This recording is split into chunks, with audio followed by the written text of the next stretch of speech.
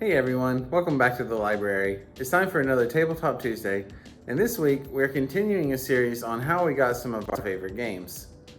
Last week we focused on board games, and this week we'll take a look at possibly the most popular type of tabletop games, card games.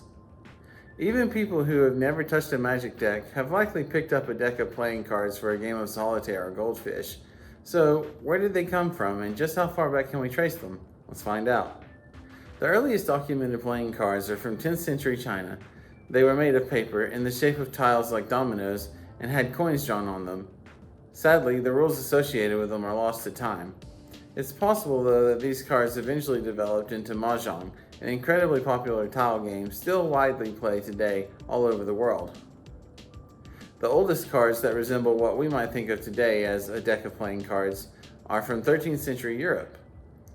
Historians believe that playing cards were introduced from the Middle East around this time, and those decks of cards were locally reproduced when they began to wear out. The suits on these cards were coins, cups, sticks, and swords.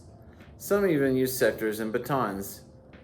In the 1400s, king, queen, jacks, and knights were added.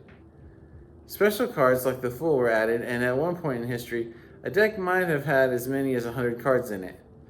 A lot of these symbols represented something from mysticism and the occult, which is where the tarot deck that fortune tellers used came from. The French would spread the popularity of the modern suits. They streamlined the deck down to spearheads, squares, hearts, and trefoils. In the 18th century, what we consider the modern deck of playing cards was produced. So, when did we get card games like Pokemon or Magic? Believe it or not, it started from baseball cards. Trade cards were the first type of collectible cards to emerge in the 1800s, and from these pieces of cardboard advertisement came baseball cards in the 1860s, not long after the inception of the game itself. By the 1930s, we would start seeing the inclusion of full-size baseball cards in packs of gum. Topps Chewing Gum Company began putting cards depicting celebrities or other sports stars in their gum packs in the 1950s. They were the first to start recording statistics onto the cards. In the early 90s, baseball cards were everywhere. One day, as the story goes, Richard Garfield, a doctoral candidate for combinatorial mathematics, was walking through his neighborhood. He witnessed some kids playing a game of baseball using their trading cards, where they would turn the players in different directions to indicate different actions. He was then struck with an idea. What if we had a game like this, but instead used wizards and goblins? Thus, the concept that would grow into Magic the Gathering was born. The popularity of Magic influenced the creation of more trading card games of its type.